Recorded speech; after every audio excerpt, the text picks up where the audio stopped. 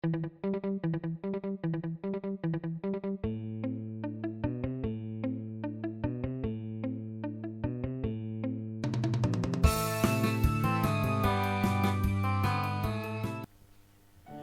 now, let's talk about attachment and detachment. Attachment defines both resistance to and clinging to form. Both resistance and clinging are described as attachment.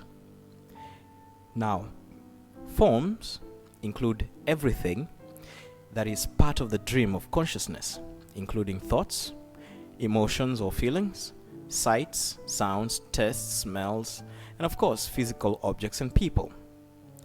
They are all forms, both physical and non-physical. For you to attach to any of them, it means that two steps have had to occur. First, you created an identity, a concept of self.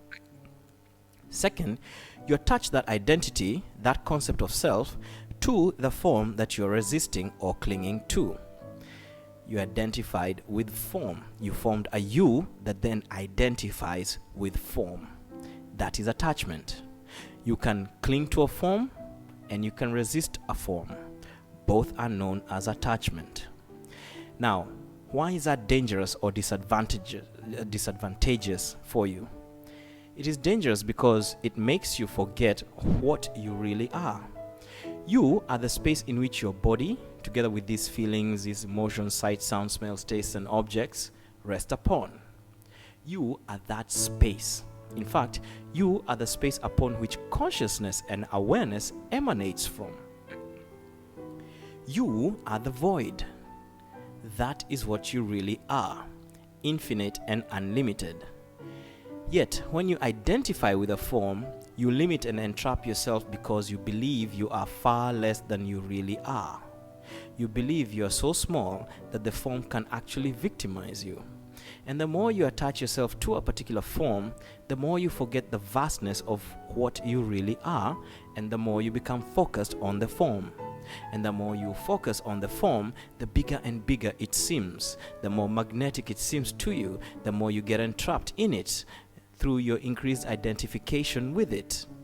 You even believe that you are a victim of the form. That is how it works. That is how we limit and block ourselves and create suffering. Are you starting to now see that the I, the identity, me, mine, I, these are the very structures that enable your suffering and entrapment? When you identify with form, when you react from a place of attachment, an I forms, a me and a mine, me and mine forms. In other words, an unconscious ego formulates. When you do not attach and react from attachment, the ego disappears. The I, me, mine is not created. When you simply surrender to what is, when you stop trying to control life and you give up the resistance, the attachment, when you yield, relax, surrender, you enter the infinitely peaceful and powerful universal stream. That is called detachment. Detachment is not the same as denouncing or being aloof or being in denial. You cannot deny your desires and pretend that you are detached. It doesn't work that way. It just doesn't work that way. That is simply self-deception. Detachment is stepping back and taking your position as the silent witness that sits in the seat of the soul. It is simply witnessing, watching, without identifying with what you observe, without necessarily engaging with it. For example, if a fear comes up, let it be. Watch how it moves, how your mind and your body reacts to that fear. And in this way, you get to know thyself. If a desire comes up, again, watch it. If you must do what your desire requests, do it. But again, as you watch from back there. If you must resist the desire, then don't resist resisting the desire. Simply resist from a place of detachment, watching how your resistance works. And as you do, you learn something about your creaturehood. It is in this witnessing and the subsequent understanding that freedom then by itself comes to be. You don't have to force it. Awareness and understanding will by itself create change and transformation and freedom. You don't have to try to let go. It will happen when you witness. Consider, for example, how we attach to what the voice in our head tells us to do. Think about it carefully. We define life and ourselves with the voice in our heads, and then we identify with and defend those definitions. Here is the obvious shortcoming of relying so heavily on words, including the words that make up the voice in your head. Words are made up of the alphabet, correct? You know, vowels like A, E, I, O, U, and consonants like B, C, D, F, G, K, and so on.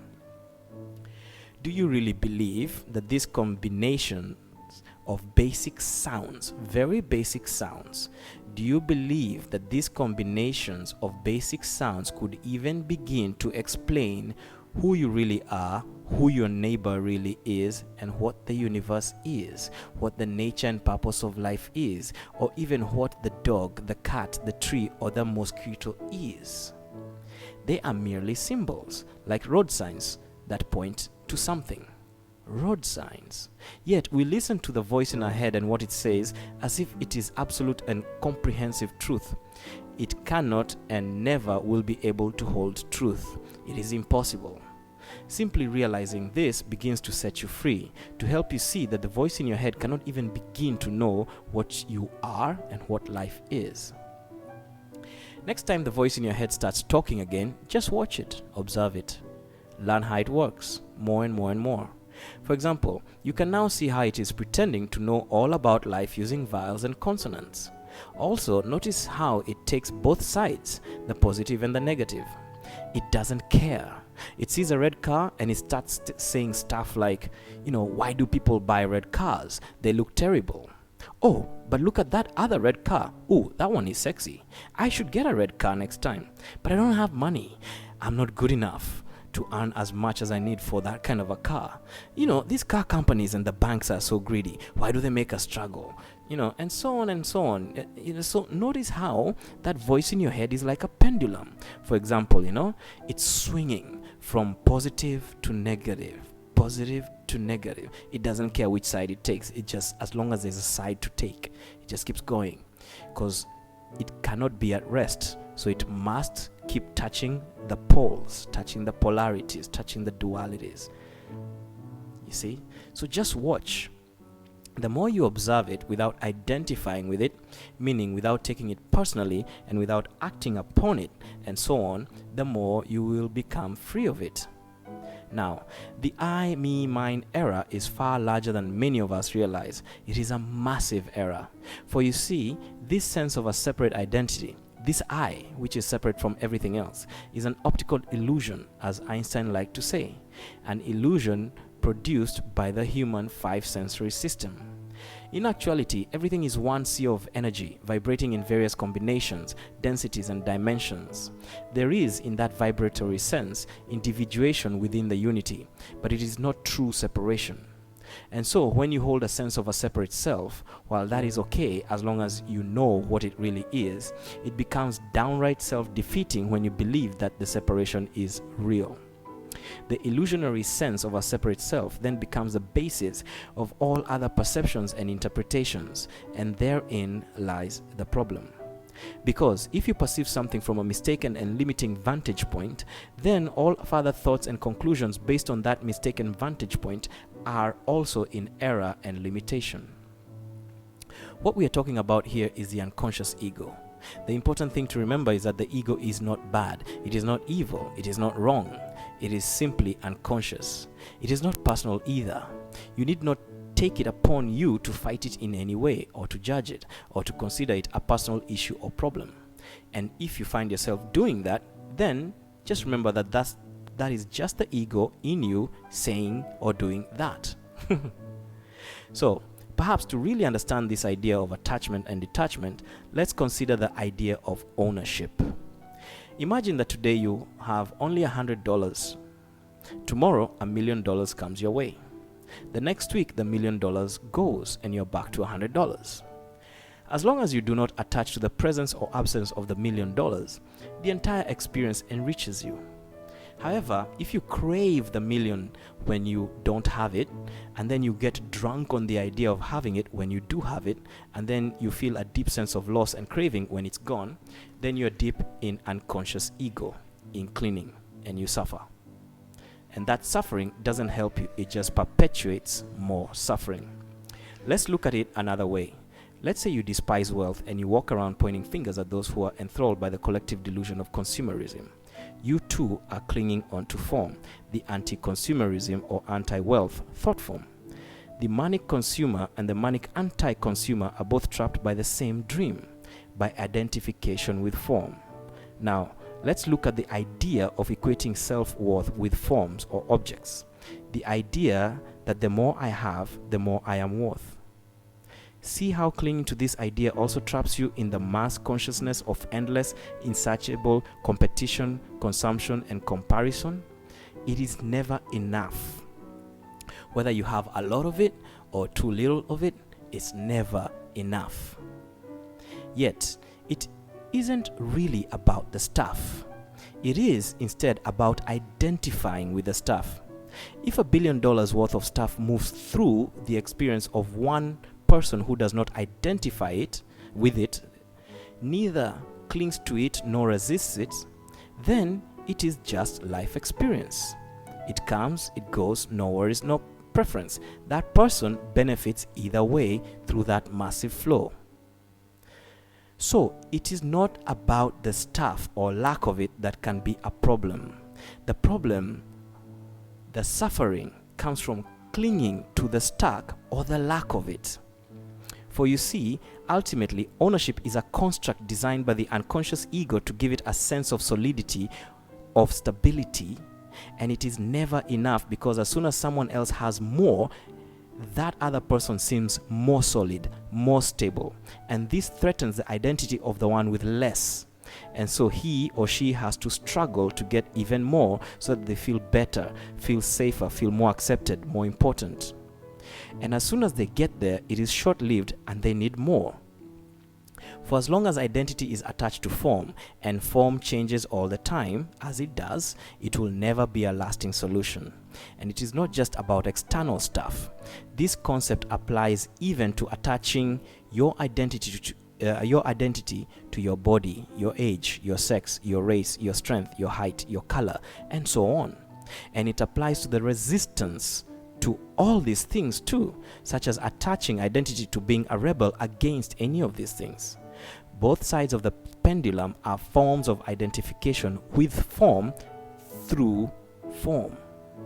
The unconscious ego doesn't really care which side of the pendulum it identifies with, as long as it forms an identity.